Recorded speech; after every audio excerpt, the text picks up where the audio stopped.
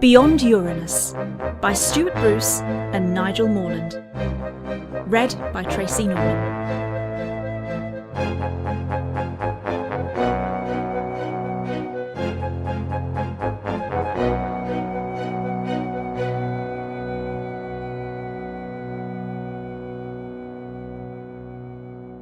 Chapter 1. Leap of Faith. Time was waiting to slap Roy. Finally, after all these years of burning the candle at both ends, his name reached the top of the list. However, Time wanted to indulge itself first, with a bit of fun, just to wind him up. If it had a body, instead of being a disconnected corporeal entity, its shoulders would now be merrily heaving up and down, hands wringing together in glee, anticipating the approaching mirth. And if Time had a mouth and a voice, it would be cackling out, "Hubble, hubble, trouble and toil," like a witch with no sense of rhyme. However, it didn't, and it wasn't. Meanwhile, 6 billion kilometres from Earth, hidden from any form of detection, lay an alien space station, gracefully orbiting our solar system and keeping away unwanted visitors. In a secluded corridor, 2 dark-haired men were quietly conspiring over certain matters. The bearded one said, "His father cost my father his life, so I will welcome him as he deserves, my Lord Loki. Don't let him know what you know, otherwise he will be forewarned. He has a way of intuitively seeing matters, and you don't want to alert him." "And you promise me—" "I promise nothing, fool! Asgardians make no bargains with insignificant humans. I merely tell you what was and what is to come. How you use that is no concern of mine, other that you never mention my name, or more than just your life will be forfeit." The bearded man turned to walk away back to his quarters. The other one gestured with his hand and disappeared.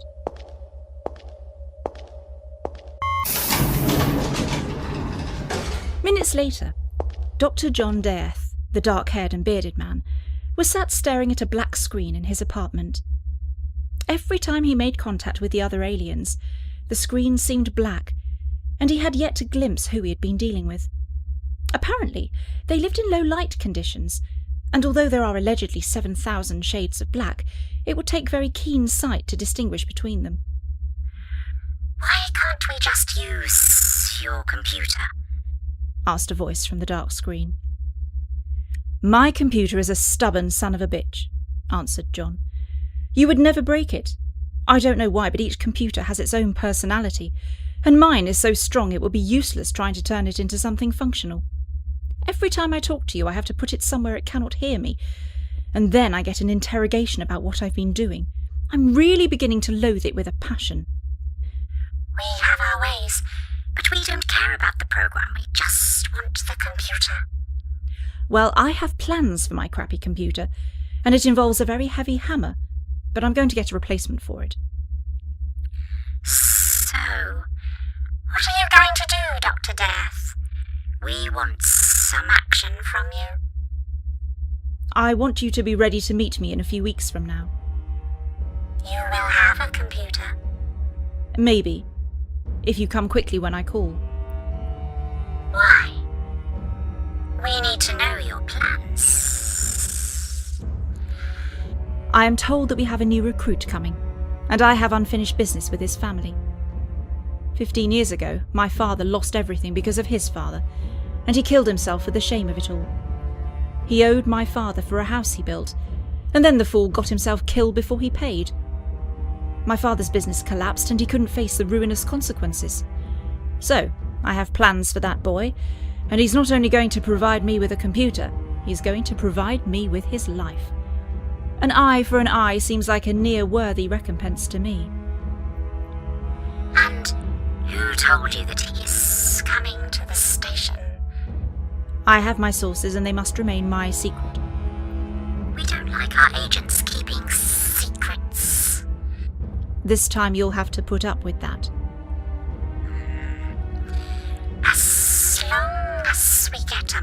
4 computer. I know. You just make sure you're ready to pick me up when I give you the call. And come quickly.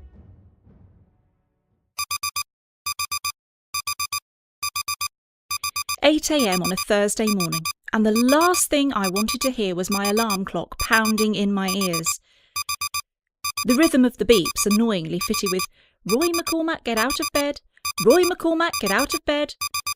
I tried to get "Roy McCormack, sleep for as long as you like" to fit, but it never worked. As my brain swam throbbing through treacle, I cracked open my left eye and tried to focus on the offending banshee. An autonomous reaction swung my arm out as I tried, by sheer brute force, to weld the snooze button down. 5 more minutes, please. I really need to sleep much more than live, I thought to myself. I really need to cut the lager from my diet. Tonight I will pack all the drinking in and be all clean living. And I promise I won't stay up to the early hours of the morning playing computer games online. It was the same old lies every morning, as I promised myself that my life would be much healthier and wouldn't involve any lager, fast food or computer games. A moment later, and I was fast asleep.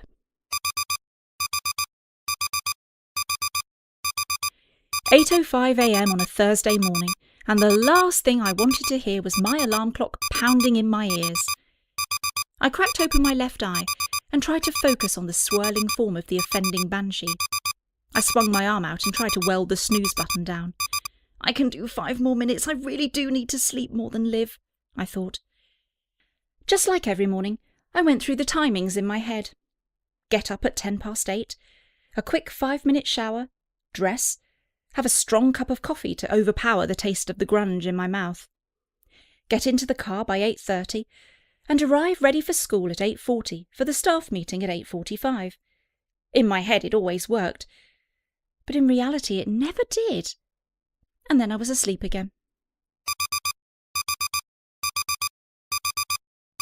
8:10 a.m. on a Thursday morning, and the last thing I wanted was to hear my alarm clock pounding in my ears. Opening my left eye, I tried to focus on the banshee that was shrieking so loudly.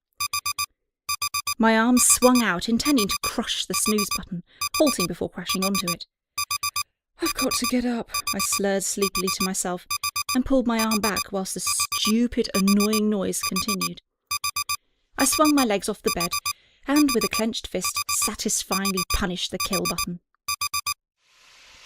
The cool water of the long-since broken shower cascaded over me, shocking a semblance of life into my shivering, abused body and mind.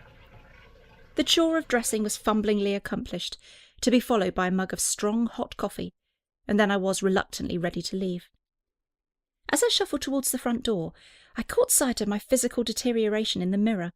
My once dark hair was beginning to shine with grey. My tummy used to be really flat until I hit 30, but then my 6-pack had bloated to 9. I wasn't yet fat, but you could tell my diet consisted of calorific crap, VRV, lager and pizza. I grabbed hold of each side of my gut and pushed my hands in towards each other so I could see what I would look like with a big beer belly. Oh, yuck! I conned myself with another promise to be healthier, and 30 seconds later I was in the car, and, as usual, late. On a good day, I could make it to work in 10 minutes. On a very good day, all the traffic lights would be green. The old dodderers would be sleeping until after the rush hour, and all the farmers' tractors would be locked away in sheds. Today wasn't a good day. The world and its dog were out, just to get in my way. Time was having such fun watching me getting ever more uptight, throwing my hands in the air and swearing at another curiously swift change of the lights against me. "You bastards, why don't we get as long as they do?" I irritably inquired of no one other than the light sequence. Making matters worse were the half-asleep ones at the front. "Are you here for a holiday? Look, it's green, get a shift on, fella!" Or, "What are you waiting for, a written invitation?" The creepers are the worst. They try to hold the car on the clutch, usually failing. Then, when the lights finally turn green, they get all excited, overreact, and dump the clutch, stalling the car, so we all miss a turn. "Plonker!" Though, of course, I didn't curse loudly enough to be heard by anyone outside my car. I didn't want to cause offence.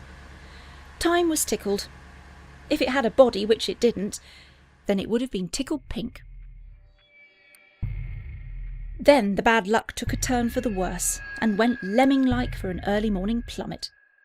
When for some unknown reason I sensed a presence in the car, and my eyes were drawn to the rear-view mirror. What I saw didn't register immediately, but later I would come to realise that I'd seen myself, a second Roy sitting in the back seat, alongside someone else mostly out of sight. A chill scampered up my spine, then jumped off the top of my head and bravely ran for cover. I leaned forwards and, putting my other mouth close to my ear, told myself to watch for Simon's car tonight. Then the unseen stranger said, "That's enough information. Punch the twat now." And then they were gone. I flinched, but didn't feel a thing. Perhaps they weren't referring to me. Then the back seat was empty again. How strange! Now that's something you don't see every day, thought Time. Two of the same victim together in the same place. How odd. 2 stones with 1 bird. I feel lucky, punk. You've made my day. Rhyme wasn't the only thing he didn't do well. Then Time felt the familiar tug of a temporal displacement field and watched the second Roy depart along with the other person from the rear of the human's car transport thingy, and he was also there as the other 2 arrived at when they went. In time, that is. After all, time is everywhere, all the time. Father needs to know about this. He'll want to keep an eye on all 3 of that pair. At which point, Time was satisfied with Roy's havoc and went off to victimise someone else. Sometimes, thought Roy, my brain can deal with really odd stuff, whereas at other times it capitulates and just blanks it out as though it never happened. Normally, I could cope with seeing myself in a mirror. I don't claim to be unusually gifted or anything, it's just one of those shocks that life somehow prepares you for. Today was different. There I was, moving independently and talking to me before I'd said anything. I'd like to say that my brain was now a seething mass of thought and reactions, possibly engaging the fight or flight mechanisms. However, the cells that dealt with all the difficult stuff were now lying down in a darkened room, swigging bottles of milk of amnesia, and the only ones doing any work were those who dealt with the commonplace actions like breathing, heart beating, not weeing myself, and driving. Fortunately, none of those decided to get creative, and we moved along in the traffic without incident. So I passed the minutes by praying the traffic would keep moving and calming myself by thinking about some of the classes I was going to teach. Had my dad still been around, I'm sure he would have been proud of me, but becoming a teacher had happened by accident, and for the last 10 years I'd been in a job I no longer had any enthusiasm for. Teaching a subject I loved to kids I didn't. What went wrong? 3 years I'd spent at university doing a computer science degree, and I loved it. I should have wowed the world, and at the very least ended up in a top company, keeping their IT department running, whilst earning big wages, so that by now I would have enough to retire. I blame my college mate Tim. During the last year of my degree, Tim had said to me, "Why don't you get a postgraduate teaching certificate?" "What for?" "I'm going to be Bill Gates' bitch," I flippantly replied. "It's a backup plan," Tim said, "in case you don't land one of those big jobs. It'll mean you can teach instead.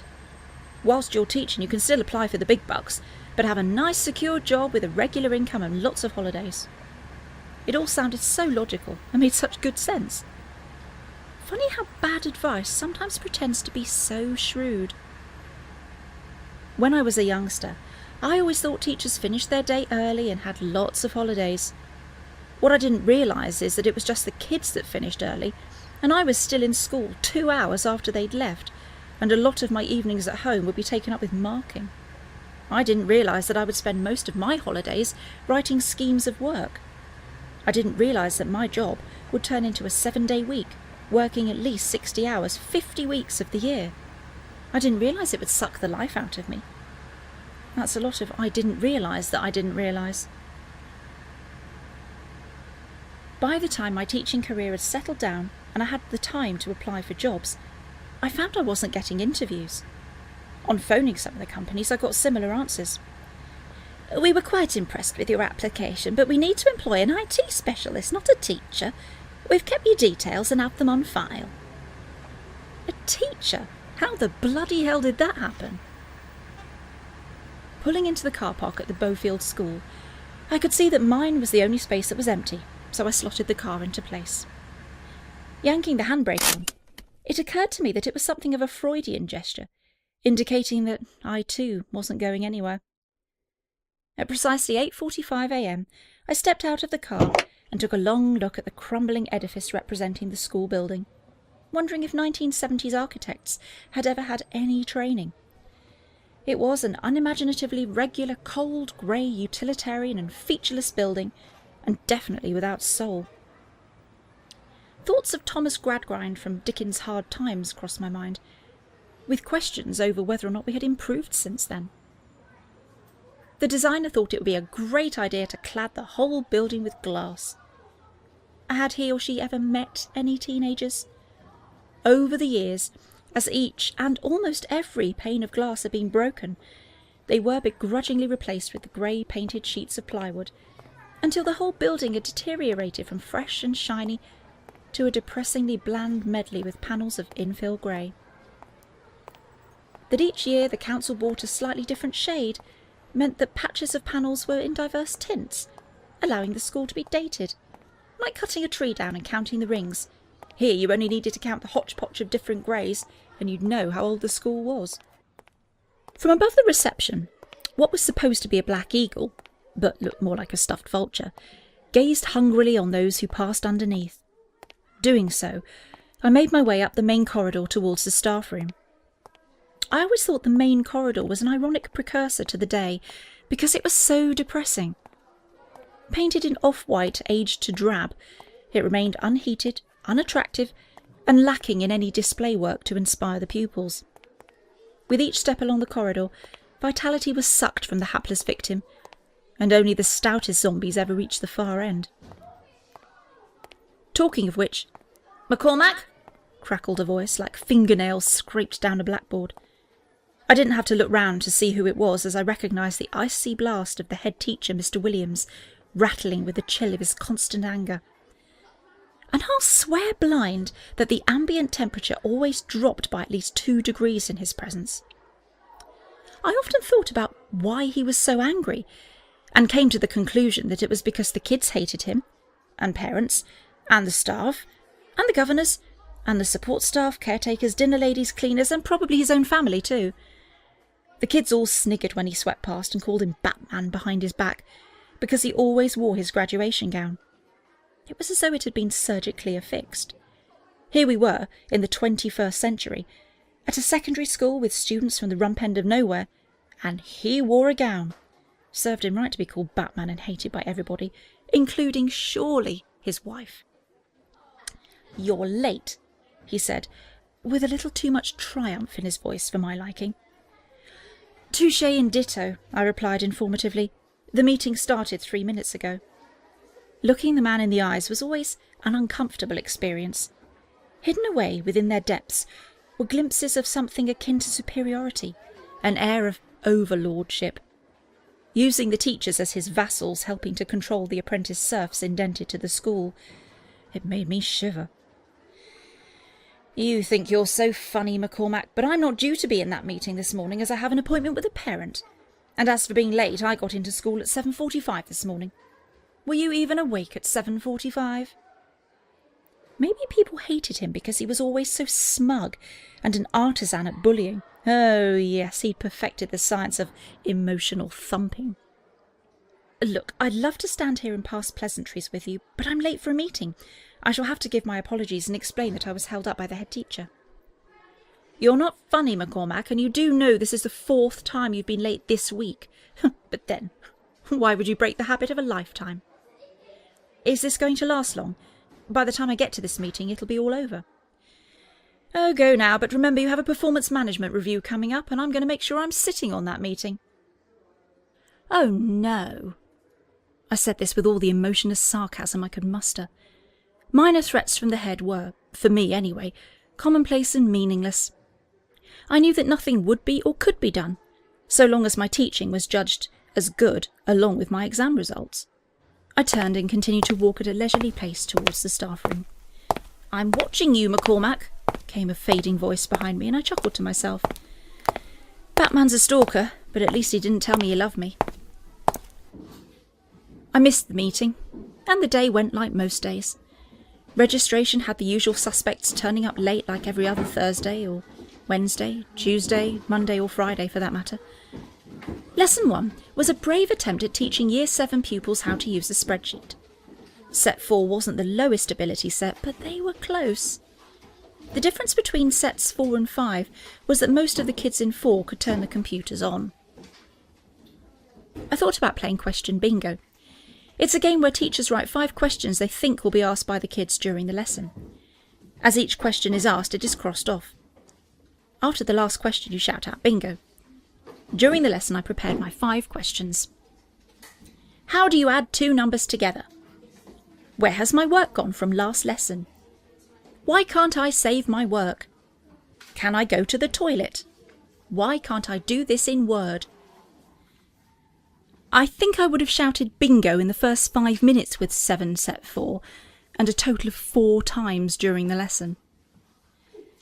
The other lessons drearily passed, almost without notice, and my shouting bingo was becoming monotonously repetitive.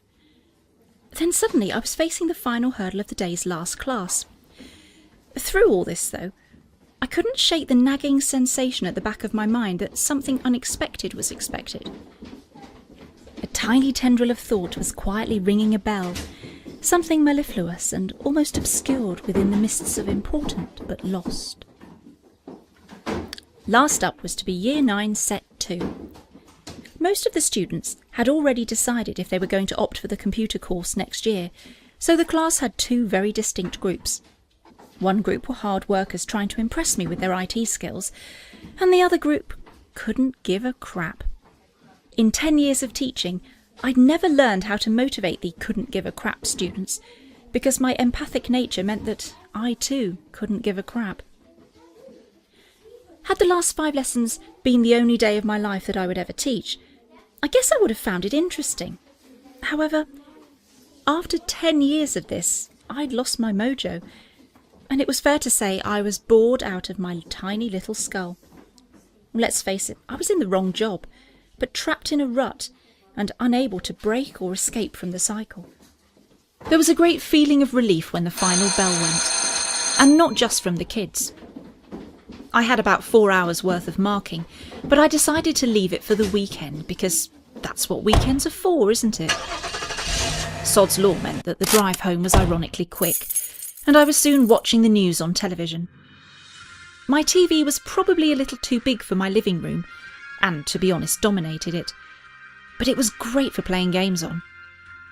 I guess my whole house was a bit small, but 2 bedrooms seemed fine for somebody that lived by themselves, until Murphy's Law kicked in and the amount of stuff I accumulated expanded to fill the space available. It was a modern house, in a small, quiet estate, just far enough from my school for the local kids to go to a different one. When I first bought the house, the previous owners had been into loud, bright colours, and a lot of the rooms were subjugated by colours like sunburst yellow and orange flame. My tastes were much more conservative, and I redecorated throughout with more subtle tones of blues, cream and greens. They had left a family of wooden gnomes in the garden, and I had taken murderous delight watching them blister and turn to charcoal, smouldering on their own bonfire. I checked my watch, and as it was only 4 o'clock, I thought I would plug myself into a game and have a couple of hours of playing. I switched my TV to the channel I have for my games console, and loaded up my favourite first-person shooter, put my headphones and microphone on, and waited to join a deathmatch. I found a good one, with 65 players. The idea of the game was to shoot everybody, and even when they all decided to join forces against me during the second game, I still came out on top of the leaderboard. Too easy. I went back to the main menu and chose another shooter, and joined the first available multiplayer game. "Oh Christ, not zombie love," came a soft American accent over my earpiece. This was a more intimate killing field, with only 5 players. "Who the hell is Zombie Love?" asked another player. "Do you like winning?" said the first player. "Yeah, of course I do." said the second. "Then forget it, 'cause you ain't got a chance with Zombie Love in the game."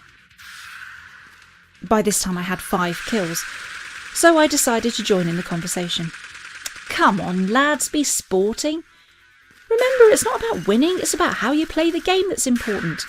A bit like the Korean War, but with less blood. "You're full of shit, Zombie Love," said one of the players. "Oh, Jesus Christ, I swear to God I didn't see him," came the player's voice I'd just killed. Over the next 5 minutes, the conversation of the other players turned to cooperation, and a pact that they only fired on me and not on each other. I loved it when this happened in a game because it presented me with a much bigger challenge. Playing against real people was brilliant because they are often unpredictable and much more of a challenge than the artificial intelligence built into the games for single-player mode. Players joining forces to fight against me was increasingly common in most shooter games, but I loved the challenge and didn't take it as an insult. The funny thing was that after an hour of playing the game, the same players were still in the game and still trying to remove me from the top of the leaderboard. I didn't mind the insults I was hearing over my headphones, or the shouting or swearing, because I knew deep down that they were having as much fun trying to beat me as I was winning. "Sorry guys, I need to stop and get something to eat. I'll be back in about an hour if you want to be a bunch of losers again." There was a stream of abuse from most of the players about me leaving, followed by them saying their goodbyes in various fashions, some of them not rude.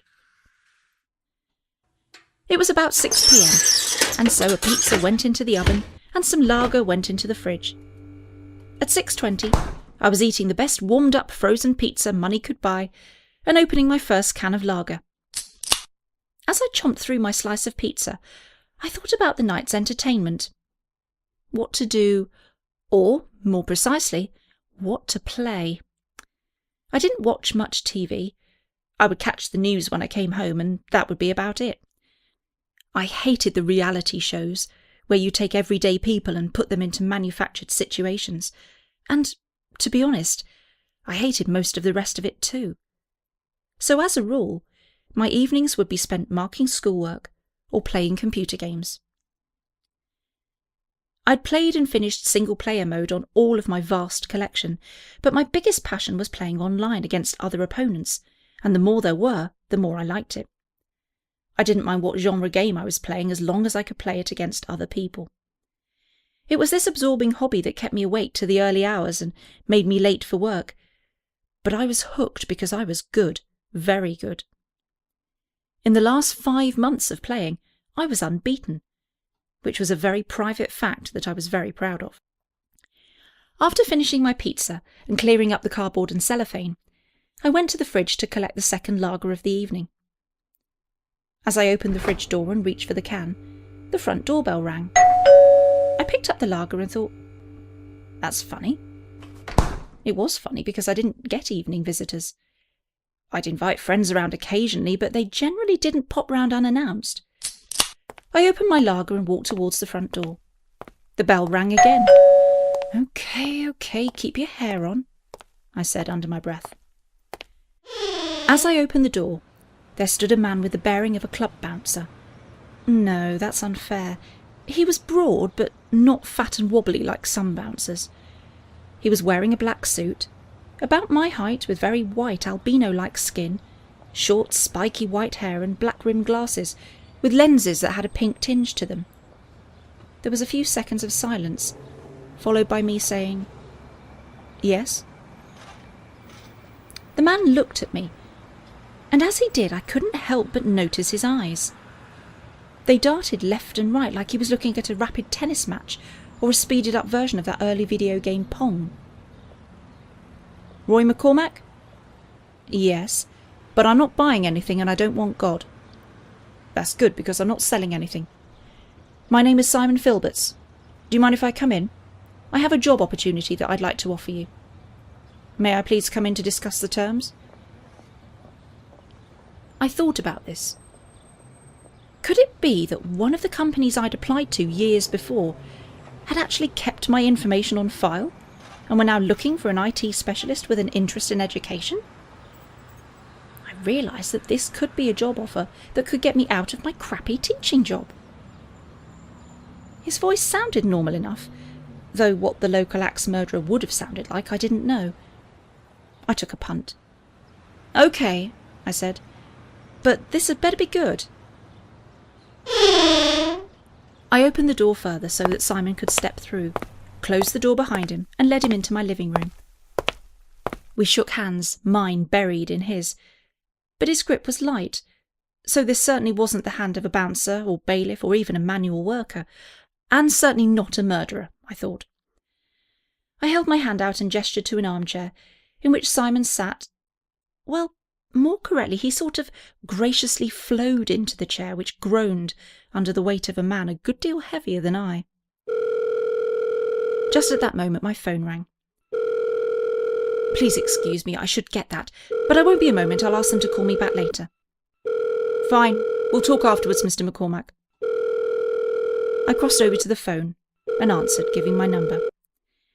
Roy. It was my mum. I was feeling a bit lonely, so I thought I'd ring for a chat. "Mum, that's fine, but I have someone here at the moment, a visitor. Simon Filberts, I think he said."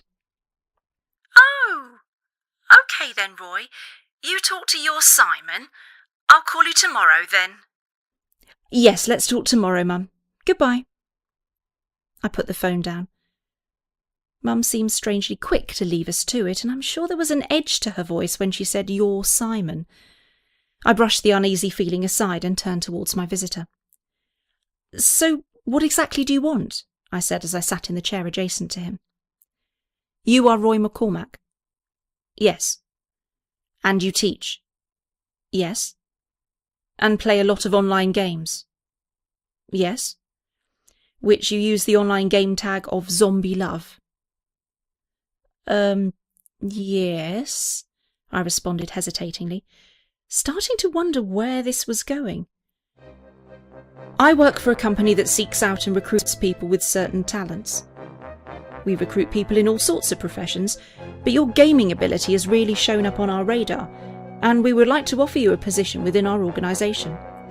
The work you will do is not directly related to the computer games industry, but you will find your skills very useful if you can adapt them to various other situations. We only recruit the best, and are very selective to whom we make a job offer." Simon spoke in a boring monotone. It was like he was giving me the most important information of my life, but didn't care because he'd said it 1,000 times before. I couldn't believe what I was hearing, and my optimism flowered. This could be it, I thought.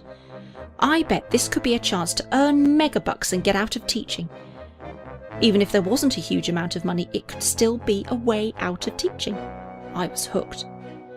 "Okay, you've got my attention, so tell me more." "I cannot be too precise with the information at this moment, but I can give you hints about what we want. Once you've signed your contract, I can reveal all the information you need, but the main thing to know at the moment is this. This is a one-time offer, and if you decline, you will never be approached again. You have 24 hours to decide if you want to accept the offer. If you agree, then you start on Saturday and will be collected at 9 o'clock in the morning. Whilst you are working for us, for reasons that will become apparent, any contact with friends and family will have to be minimal." I thought the last part wasn't too bad because I didn't have many friends. My mum would phone every now and again, but she lived 300 miles away, which was a 5 or 6 hour drive. I hadn't had a girlfriend in 8 years, not since dating Bridget the Midget, who was actually 6 feet tall. However, having only 24 hours to decide, and starting on Saturday, was cutting it short. What about my job? "Our research suggests you are not that bothered about teaching," said Simon. "However, we will sort out all the paperwork with your school and the local authorities, so it won't be a problem. You do hate your job, don't you? And if you accept this offer, I promise you that you won't look back financially, nor will you need to teach again." "Okay then," I said. "So what can you tell me?" Simon eased himself forward on the chair and looked straight at me. Well, at least his head was pointing in my direction. His eyes continued their dance. The job placement is far away, he said. I waited for him to give more information, but that's as much as he said. I scratched my chin and said, like Gateshead? It's much further than Gateshead. Newcastle? There was a pause as Simon seemed to consider if I was taking the Michael or just being very stupid. He opted for the stupid conclusion. It's even further than Newcastle, and you're going to take some time to truly appreciate how far this offer will take you, he said.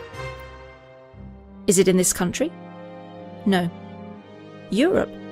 No. Got it. Australia? No. I started thinking out loud. How can that be? Australia is around the other side of the planet from us. You cannot get further than Australia. You're thinking in very linear terms, Mr. McCormack. Try to think a bit more out of this world. I chuckled to myself and said, the moon. I hear the laughing, and you are now thinking more three-dimensionally, but you are still light years from the truth. Saturn? Not even warm. Jupiter? Jupiter is closer to Earth than Saturn. His eyes picked up tempo again and then slowed down. Uranus. I think you will find it's pronounced Uranus. I put on my best posh English accent and said, I think you'll find it's pronounced your anus. Uranus. Uranus. I am sure it is pronounced Uranus. Are you English? I asked. No, said Simon. Are you from Earth? You may struggle with this, but no. Ah, that explains a lot. Then, as a fully qualified Englishman and true-born Earthman, I can definitely tell you that it is absolutely pronounced Uranus. Simon's eyes had gone into overdrive. Although his speech remained at the same speed and it still had the same monotone, boring lilt to it, I could tell he was getting very annoyed. Through almost gritted teeth, he said, Let's leave the pronunciation and move on. Further than the planet we've been discussing. Well, after that, there's just Neptune and Pluto. But Pluto's been downgraded to a minor planet. Simon's eyes had returned to their usual game of Pong. Excellent and well done. Now think about the distance between Earth and Pluto. About 3 billion miles. Take that number and double it, and that's the distance of your new job. I could feel my eyebrows rise. I didn't quite know what to think. I could feel the opportunity of a lifetime disappear as I consumed the information. Or was it disinformation? It was certainly too fantastic to believe. Simon was obviously a nutcase with no job offer.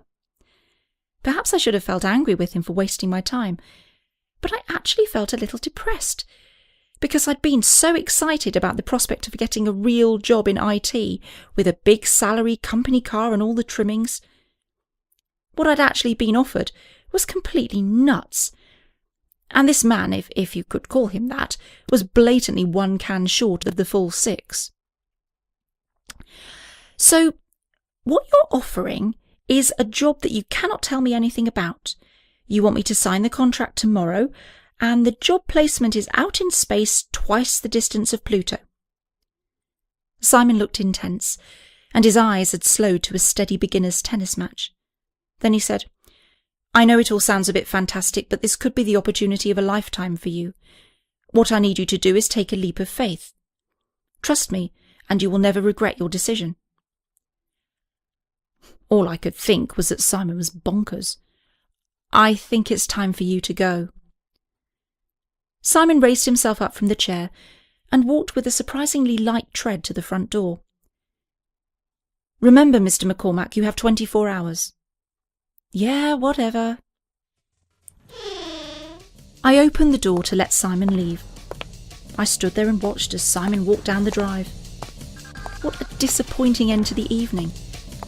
And although I should have slammed the door, I leaned against the frame in disbelief of the complete and utter bullshit I had been told. Simon rounded the end of the drive and went out of sight. A couple of seconds later, a car door opened with a hissing sound, then shut with a barely audible clunk. commanding my attention, I heard an unusual whine like a distant jet engine starting, and then a sleek black car swished past the end of my drive. I did a double take, because the car wasn't touching the ground, and had no wheels. It actually glided past, entirely wheel-free, floating a foot above the ground. Fuck me! That was the moment when recall and realisation bandied together and hit me, just as I thought, well, that was unexpected. Hang on a minute. Unexpected. Unexpected. Unexpected. My brain inserted a brake clause, which allowed me to escape the nested loop. I cautiously turned around to see if I would be there to impart some further information. But no, I was alone, and the only one of me. Deep down at the bottom of my mind, in a tiny little shed behind the door with the modest sign saying, "All visitors welcome, please come in and browse." Well, no one bothers to pry where they're welcome. People only use subterfuge or jemmies to sneak into the places with big signs saying "keep out." Anyway, behind this door, 2 of my brain cells were congratulating each other for not letting me slam the door behind Simon, and watching for the car. Having put its wheels down so it didn't attract any unwanted attention, the sleek black car whined its way through the night. Eventually it dipped underground into the car park of a black-glassed building. A dark-suited figure with spiky white hair and pale skin left the vehicle and made his way to a lift. He pressed a button and waited for it to arrive, stepping inside when the doors silently opened. At the requested floor, he emerged into a corridor with a single door at the end. The gold lettering on it declared, "Director." Simon knocked and waited. 10 seconds later, a muffled shout summoned him in with the word, "Come." Simon entered a large room. Opposite him, at the other end of the room, was a dark wooden desk with a monitor placed to one side of it. Behind it sat a man in a dark suit, with dark-rimmed glasses, short white hair, and very pale, nearly white skin. The lenses of the glasses were tinted pink, and behind them his eyes were playing ping-pong. These 2 men were almost mirror images of each other, and could pass for identical twins, yet, strangely, they were not traditionally related. "Sit." Simon sat. "Tell me how it went," said the director. "He was an idiot." "You know that's not true. You've seen the data and you know the history. We need him. And I suspect he is going to play a vital role in the organisation. We both know that things are happening, and we need Roy's ability to analyse and make intuitive guesses." Rubbing his eyes with a hand under his glasses, he said, "I don't mean to be rude, Director, but my usual client for enrolling into the programme is an Oxbridge graduate of science, typically with several postgraduate qualifications and an IQ that's bouncing off the top of the scale. By comparison, Roy appears to have an IQ exceeded by his own shoe size and is, frankly, an idiot. I don't get it, and I cannot understand your logic. It's almost as if he's some sort of genetic throwback like a modern-day caveman. He's a lager-guzzling, pizza-eating IT failure that teaches in a dead-end school." The director took a deep breath to calm him and said, "You knew the father, and so did I. His father didn't have any of those qualities you described of your usual client, and look what he achieved." "Yes," said Simon, "and look how it ended. All we ever found was the drive section of his shunter. We didn't even find a body, and we don't know the true story of how it ended." "But the records show—" The director interrupted with, "The records show nothing other than speculation. We don't really know what happened, and I doubt we ever will. Incidentally, I've also spoken with Roy's mother, Margaret, and she won't say anything until he's settled." "That's good, but are you sure you're not doing this because of his father?" "Simon, you've seen the data. You know this could work regardless of who you normally recruit. Do you think he'll agree?" "I don't know, Director. Talking of his father, I spotted one of his jars of layered sand sitting in the corner on a table." "I hope you didn't mention it." "No, not at all." "Good. When you drove away, did you retract the wheels and use hover mode?" "Yes, Director." "Did he see you?" Yes, I used the jet wine to attract his attention, and he was definitely watching as I drove past. Excellent. What story did you tell him about where the station is? I used the planets as a guide to distance, and explained that it is far beyond Uranus. The director's head jerked up, and with some confusion he said, "Don't you mean Uranus?" "I bloody knew it," said an exasperated Simon. That Thursday night was a very strange one for me. I sat in my front room sipping my lager, and had a good think about the events that had passed. I hadn't done much serious thinking for a while, and fair comment, I needed to dust the cogs a bit. All my life I'd followed seemingly shrewd advice, and this was where it had got me. Don't get me wrong, my life was, if anything, a little too comfortable. Simon's offer was bonkers, but that car suggested something. What harm could it do? Surely, if that was real, then the offer would be real. If I had witnessed something as weird as a floating car, then perhaps there is a completely mad job offer situated outside our solar system. Perhaps the strangest thing was the way in which I had, so matter of fact, accepted the existence of aliens and their space station in our solar system. It was almost as if something or someone was calling to me. All these thoughts kept swirling around my head all evening, and before I knew it, the time was 12:30 a.m. and time for bed. For about the first time in 5 years, I hadn't played a game. In bed, I lay awake for another 2 hours. I knew I would be knackered in the morning, but I couldn't sleep. I'd reached a schism. I knew one when it bit me, and this was a real humdinger.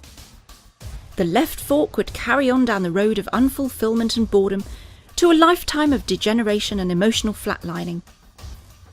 The right fork, however, could lead to who knows what? An adventure for sure, something that will make the heart beat faster. At that point, I knew that my decision had been made, and a plan slowly began to form in my head. I would accept the offer, and if Simon turned out to be a complete nutter, it wouldn't make any difference because the job wouldn't exist. And then there was that car. I couldn't get the image out of my head. What a car! When I did sleep, I had a curious dream about being Odysseus on a raft in stormy seas and being washed up naked on a beach. 8 a.m. on a Friday morning, and the last thing I wanted to hear was my alarm clock pounding in my ears. I opened an eye and tried to focus on the offending noisemaker. With a grunt, I went to push the snooze button, but stopped and clattered the off button. I felt great, apart from my head, which throbbed a little from the lager, and an unpleasant tang from something that had died in my mouth. All because I knew I was about to change my life. Well, as long as Simon wasn't a nutcase. He described it as a leap of faith, and now I knew exactly what he meant because this really was going to be me jumping in blind. I went through my usual routine and arrived at school for 8:30 a.m. I even forgot my daily look at the bleak monolith to comprehensive education. Locking the car, I quickly walked across the car park, past the usual throng of Year 7s waiting outside the reception area, and made my way up the zombie corridor which led towards the staff room. "Oh my God, the night shift is here," scraped a voice preening at me from several metres behind. I knew it was the head again, and turning on my heels to face him, shouted, "What?" "Don't take that tone with me, McCormack. I'm just so shocked to see you arrive early." "Well, when I say early, I mean early by your standards, not by mine. You're still a part-timer to me." "If I'm late, you moan at me about it, and if I'm early, you make stupid comments. Why don't you give it a rest and go and bully somebody else for a change?" "You don't need to take that tone with me, and I think calling me a bully is a bit strong and a serious accusation."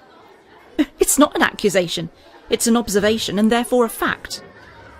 You need to be very careful where you start throwing the F word about, especially with your performance management meeting coming up. And that's what I mean by bullying. You are making a threat that if I don't speak to you with the respect you don't deserve, then you are going to make sure I get a poor review for my performance management. As a teacher, you should recognise the textbook definition of a bully. His face started to redden. You are making a big mistake here with these accusations. What you need to do is apologise before it gets out of hand. Apologise? OK.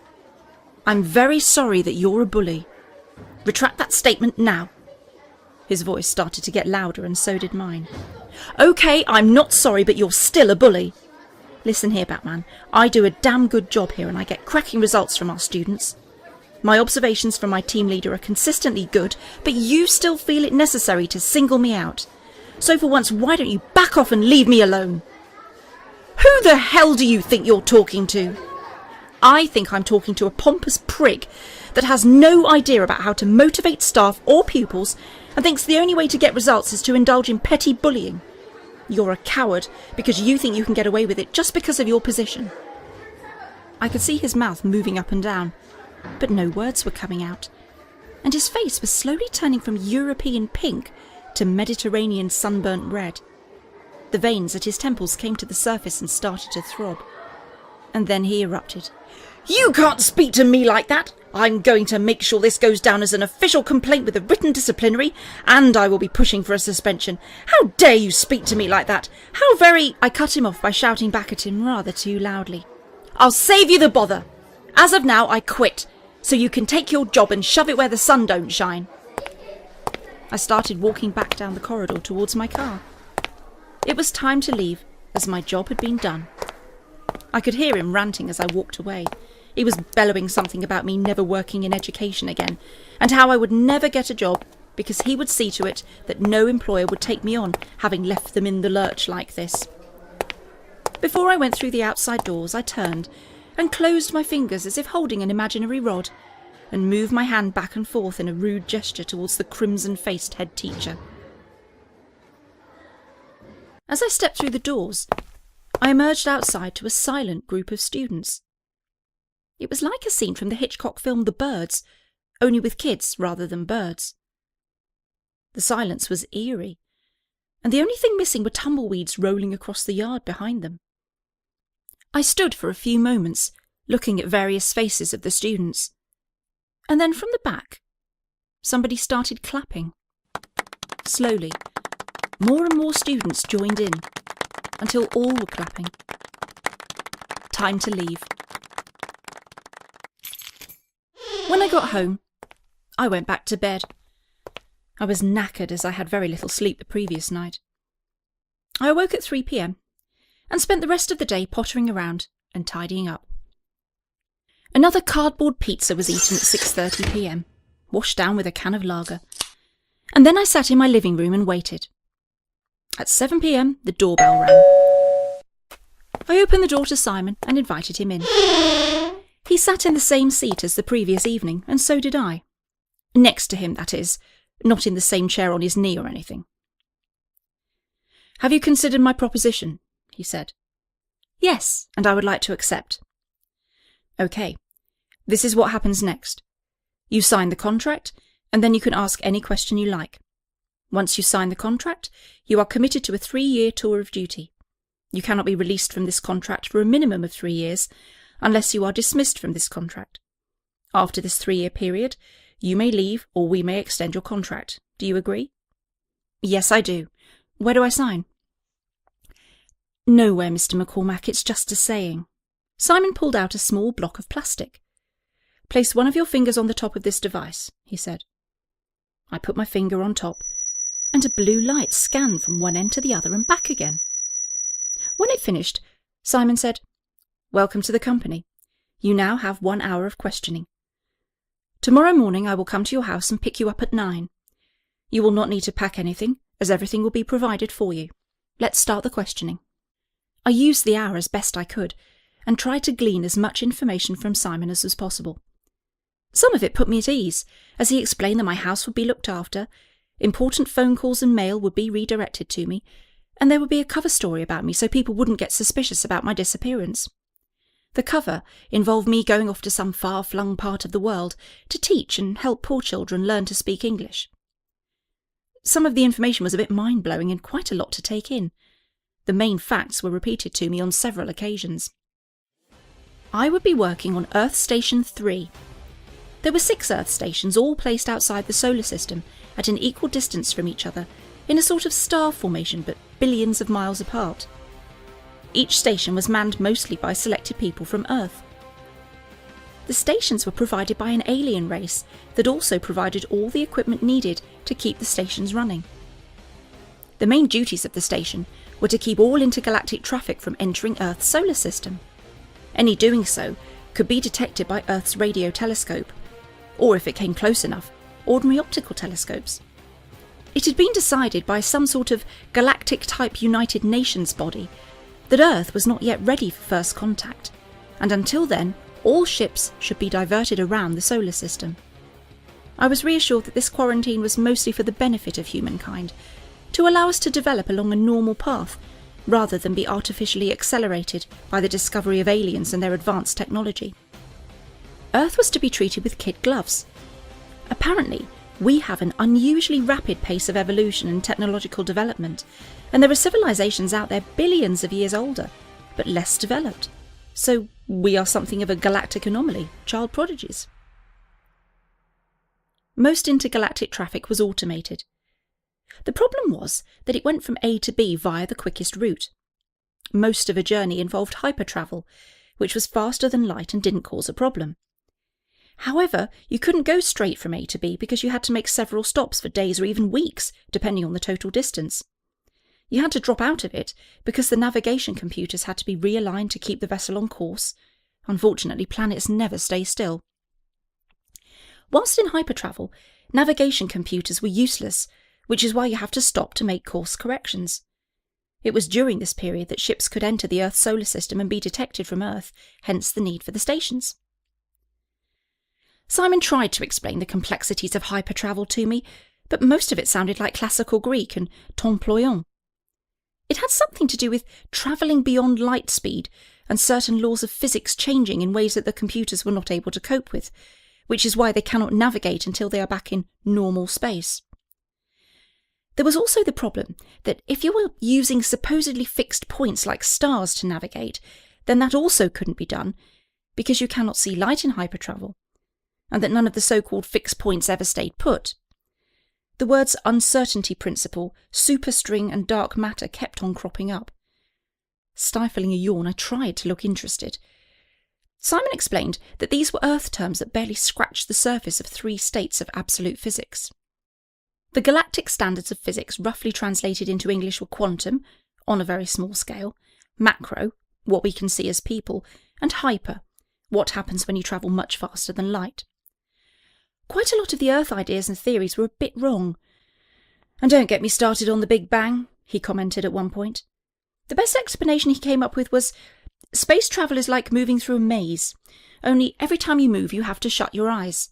That means when you stop you can open your eyes, but you have to ascertain exactly where you are before you can make your next move with your eyes closed.